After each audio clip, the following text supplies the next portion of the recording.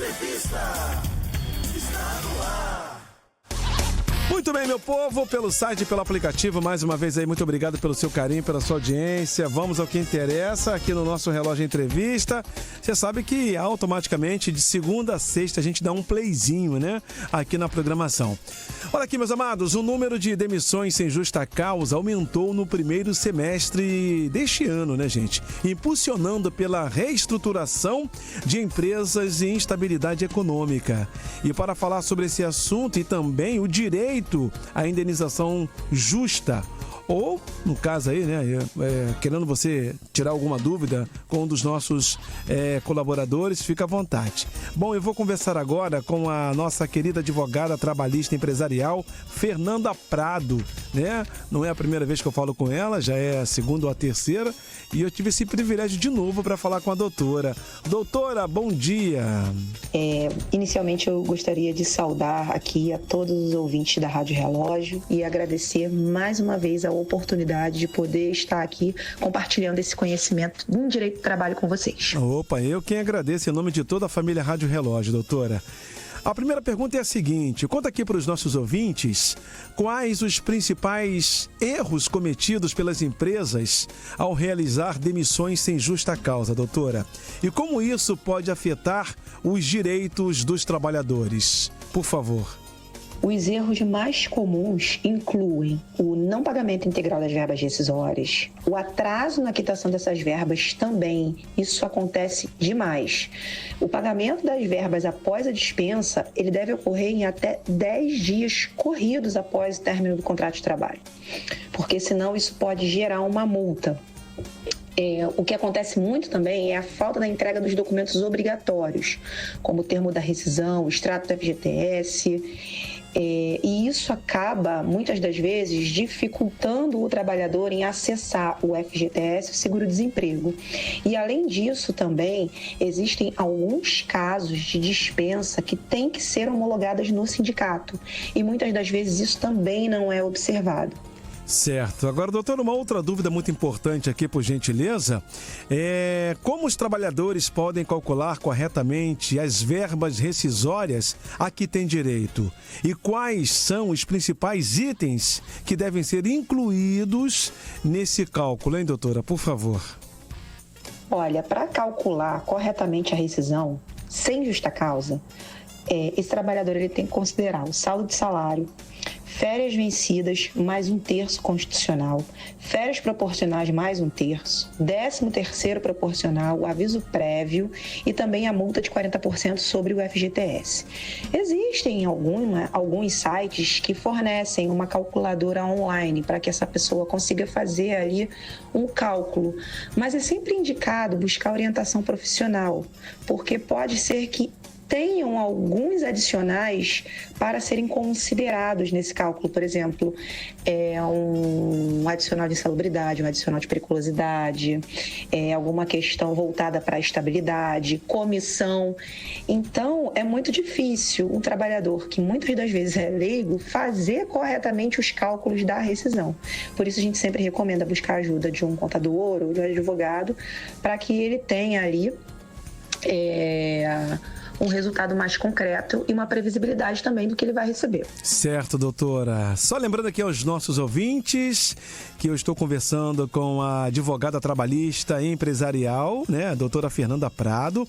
Estamos falando, gente, sobre o número de demissões sem justa causa, né, que aumentou no primeiro semestre de 2025 e impulsionando pela reestruturação de empresas e instabilidade econômica. E a doutora está tirando essa dúvida aqui, tudo, né, todos os detalhes com a nossa querida Rádio Relógio. Agora, doutora, a nossa ouvinte Débora, né, está perguntando aqui o seguinte: o que o trabalhador, né, pode fazer se identificar valores indevidos ou pagamentos incompletos na rescisão do contrato de trabalho? Por favor. Olha, a primeira orientação é sempre buscar o departamento pessoal da empresa para entender o porquê aquele pagamento, aquela rubrica, ela não foi depositada, né? E pedir que eles façam uma revisão. Porque se a empresa se recusar, esse trabalhador ele pode buscar reaver esses valores através de uma reclamação trabalhista. Certo. Agora, doutora, a quarta pergunta aqui é uma dúvida muito importante, por gentileza. Quais são, doutora, as principais consequências legais para as empresas que não cumprem os pagamentos rescisórios corretos? E como os trabalhadores podem buscar seus direitos nesses casos? Olha, as consequências elas são muitas. Se o trabalhador ele for buscar judicialmente reaver esses valores que não foram pagos, a empresa pode ser condenada em juros, em correção monetária, a depender da situação, condenada em danos morais. E o atraso no pagamento da rescisão também, ele gera uma multa equivalente ao salário mensal do trabalhador, que seria a multa do artigo 477, parágrafo 8º da CLT. Sendo que existe uma tese editada pelo Tribunal Superior, que foi recente, e essa tese é vinculante. Ela diz que a empresa que atrasar o pagamento das verbas, ela não paga mais um salário, ela vai pagar a multa correspondente às verbas de natureza salarial. Então, essa multa ela vai ficar muito mais alta. Foi dado o recado aí da nossa querida doutora Fernanda Prado. Doutora, para fechar, explica aqui para os nossos ouvintes, por gentileza, diante do aumento das demissões sem justa causa, quais são as principais dicas que a senhora daria aos trabalhadores para se protegerem e garantirem seus direitos nesse processo? É importante que esse trabalhador tenha toda a sua documentação ao longo do contrato de trabalho, como contra-cheques, o próprio contrato de trabalho, comunicados das empresas, que ele fiscalize sempre o seu FGTS para saber se ele está sendo corretamente depositado. Se puder buscar uma ajuda profissional para fazer o cálculo das verbas rescisórias, é melhor, porque quando ele chegar para assinar a rescisão, ele já vai ter uma previsibilidade daqueles valores, né? E se tiver alguma dúvida no momento da rescisão, a orientação também é não assinar aquele termo, né? Agora, se o pagamento for vinculado à assinatura, a gente também orienta que o funcionário receba o valor e depois vá discutir judicialmente as diferenças que ele entender como devidas, tá? E também tem que ficar atento aos prazos para sacar o FGTS, solicitar o seguro-desemprego. E observar que esse trabalhador tem até 2 anos para entrar com uma ação judicial, senão ele perde esse direito. Tá certo, foi dado o recado.